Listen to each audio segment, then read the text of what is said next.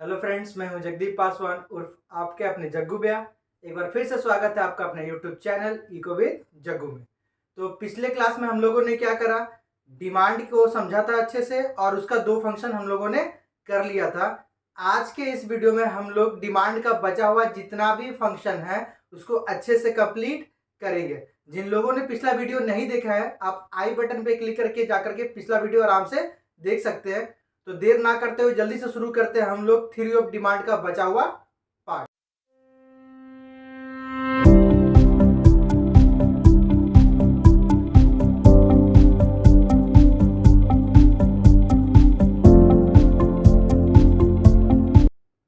हाँ बच्चों, तो हम लोगों ने प्रीवियस वीडियो में क्या डिस्कस करा था, पीएक्स को और पीआर को, है ना। इसको डिस्कस कर लिए थे, ऑन प्राइस को और प्राइस ऑफ रिलेटेड गुड्स को। अब हम लोग डिमांड का जो फंक्शन है वाई के साथ दिखाएंगे। अब ये वाई क्या है, ये हमारा थर्ड फंक्शन है डिमांड का, जो कि है income of the consumer. Income of the consumer. Generally income और डिमांड का कैसा रिलेशन होता है, ठीक है, खुद से सोचिए। ऑब्वियस है, पॉजिटिव होगा, डायरेक्ट होगा। आपके हाथ में ज्यादा इनकम आया तो आप ज्यादा डिमांड करेंगे, आपके हाथ में इनकम कम है तो कम डिमांड करेंगे। लेकिन ध्यान रखिएगा, यहाँ पे जब भी इनकम का बात आएगा, जब भी इनकम का बात आएगा, गुड्स को हम लोग दो पार्ट में बांट देते हैं। गुड्स को कैटेगराइज कर दिया जाता है। पहला है नॉर्मल गुड्स, ध्यान रखेंगे। पहला क्या है, नॉर्मल गुड्स, और दूसरा है इंफीरियर गुड्स। पहला है नॉर्मल गुड्स और दूसरा है इंफीरियर गुड्स। तो आपको ना रटना नहीं है, आपको बस जो पॉइंट बताने जा रहे हैं एकदम उसको पकड़ के चलिएगा, सारा टॉपिक क्लियर हो जाएगा। तो इनकम का रिलेशन नॉर्मल गुड के साथ कैसा है, मैंने आपको पहले बताया था कि जब डिमांड का रिलेशन इन प्राइस को छोड़कर बाकी अदर फैक्टर के साथ दिखाएंगे तो ऑन प्राइस को क्या रखते थे, कांस्टेंट, ना तो बढ़ता है ना ही घटता। मतलब यहाँ पे कौन चेंज हो रहा है, इनकम। चेंज का मतलब इनकम एक बार बढ़ेगा और एक बार घटेगा। तो नॉर्मल गुड्स का डिमांड में और इनकम में कैसा रिलेशन है, पॉजिटिव रिलेशनशिप बिटवीन वाई यानी income and demand for normal good. यानी इनकम में और नॉर्मल गुड्स के डिमांड में कैसा रिलेशन है, पॉजिटिव। पॉजिटिव का क्या मतलब हुआ कि अगर इनकम बढ़ेगा तो नॉर्मल गुड्स का डिमांड भी बढ़ेगा।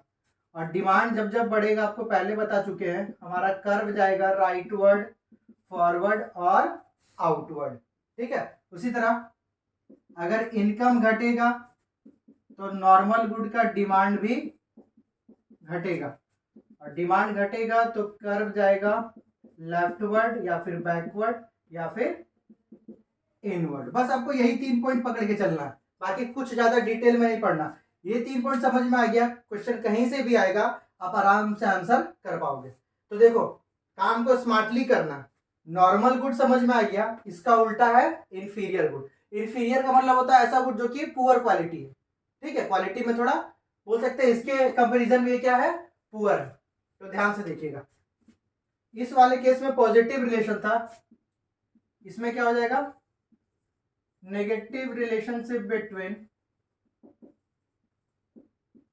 Income and demand for inferior good. यानी इंफीरियर गुड के डिमांड में और कंज्यूमर के इनकम में कैसा रिलेशन है, नेगेटिव। नेगेटिव का क्या मतलब हुआ कि इनकम बढ़ेगा, आईजी यानी इंफीरियर, इंफीरियर गुड का डिमांड क्या होगा, घटेगा। और डिमांड घटेगा तो आपको पता है लेफ्टवर्ड, बैकवर्ड या फिर इनवर्ड जाता है। ऐसा क्यों हो रहा, जाहिर सी बात है, अगर आपका इनकम अच्छा हो गया है तो अभी भी आप पुअर क्वालिटी खाओगे नहीं ना। अब मेरा इनकम बेहतर हो गया तो अब हम ठाट से रहेंगे, अब हम बोले अब थोड़ी ना खराब क्वालिटी खाएंगे, अब हम अच्छा क्वालिटी वाला का डिमांड बढ़ा देंगे।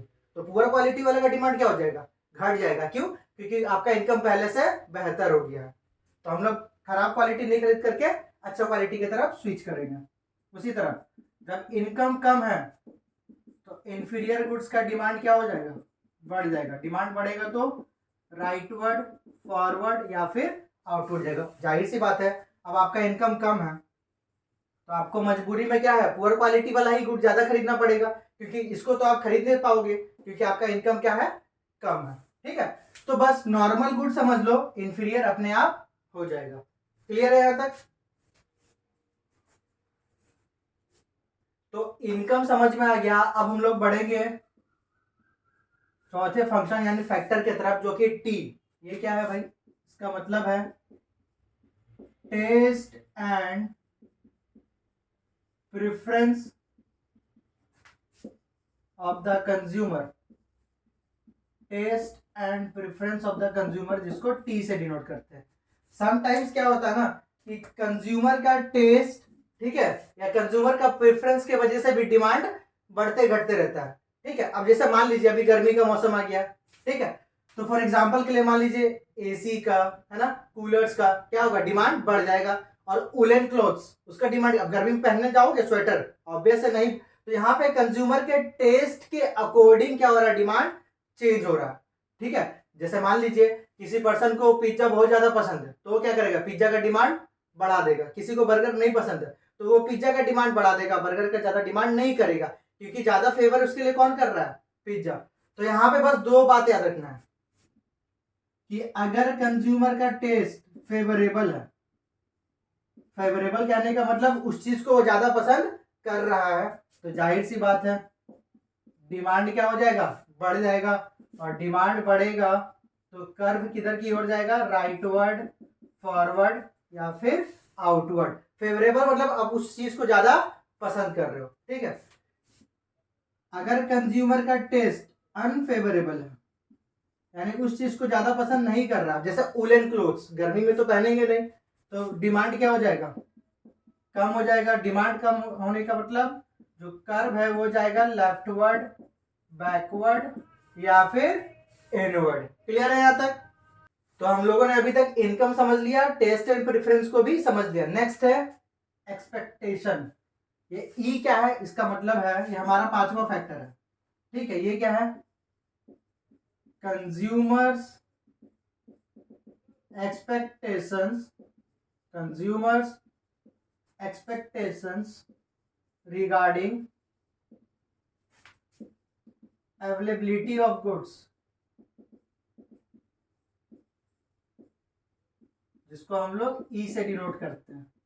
क्या है, consumer expectations regarding availability of good. मतलब इसमें क्या होता है ना कि कंज्यूमर एक्सपेक्ट करता है कि जो गुड उसको पसंद आ रहा है वो फ्यूचर में अवेलेबल होगा या फिर नहीं होगा। इसको समझने से पहले एक एग्जांपल समझिए, क्लियर हो जाएगा। मान लीजिए आप किसी शॉप में गए तो वहां पे आपको कोई जीन्स पसंद आ गया, ठीक है, बहुत ज्यादा ही अच्छा लग गया, ठीक है, तो आप बोले कि ठीक है हम 3 दिन बाद आकर के इसको लेकर के जाते हैं। तो शॉपकीपर आपको क्या बोला कि भैया अगर आप 3 दिन के बाद आओगे ना तो मे भी हो सकता है ये आउट ऑफ स्टॉक हो जाए, लिमिटेड है ये, हमारे पास एक ही बचा हुआ, तो हो सकता है आपके 3 दिन के बाद आते आते ये बिक जाए।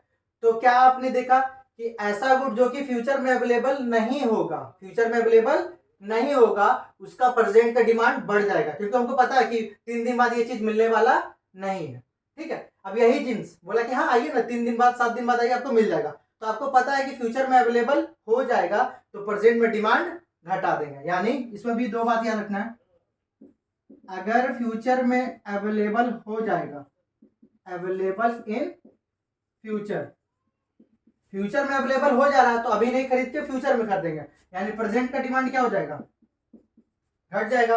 और डिमांड घटेगा तो हमेशा याद रखेंगे लेफ्टवर्ड, बैकवर्ड और इनवर्ड। अब आप सोच रहे होंगे कि भैया बार बार कर्व के बारे में क्यों बता रहे हैं, क्वेश्चन ना घुमा करके दे सकता है कि when demand curve shifted towards leftward, when demand curve shifted towards leftward, then future expectations regarding availability of goods will be।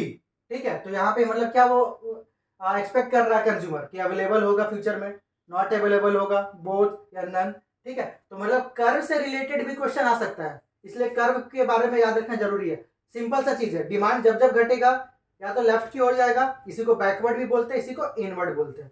तो आपने क्या एक्सपेक्ट करा कि फ्यूचर में अवेलेबल हो जाएगा, जो चीज आपको पसंद आया है वो फ्यूचर में मिल जाएगा, तो आप अभी नहीं खरीद के फ्यूचर में खरीदोगे। तो यानी अभी का डिमांड क्या कर दिया, घटा दिया।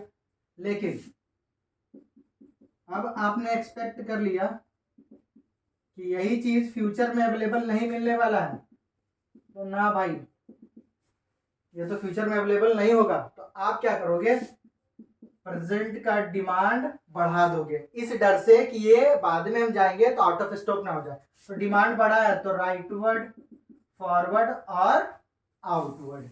ठीक है, तो एक्सपेक्टेशन समझ में आ गया। अगले की ओर बढ़ते हैं, एम। अभी एम क्या है, इसका मतलब है साइज ऑफ कंज्यूमर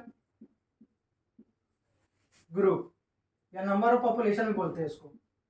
ठीक है, इसको एम से डिनोट करते हैं, साइज ऑफ कंज्यूमर ग्रुप या फिर पॉपुलेशन, मतलब जितना ज्यादा कंज्यूमर उतना ज्यादा डिमांड। ऑब्वियस बात है, इसके बारे में बस एक ही स्लोगन याद रखना है।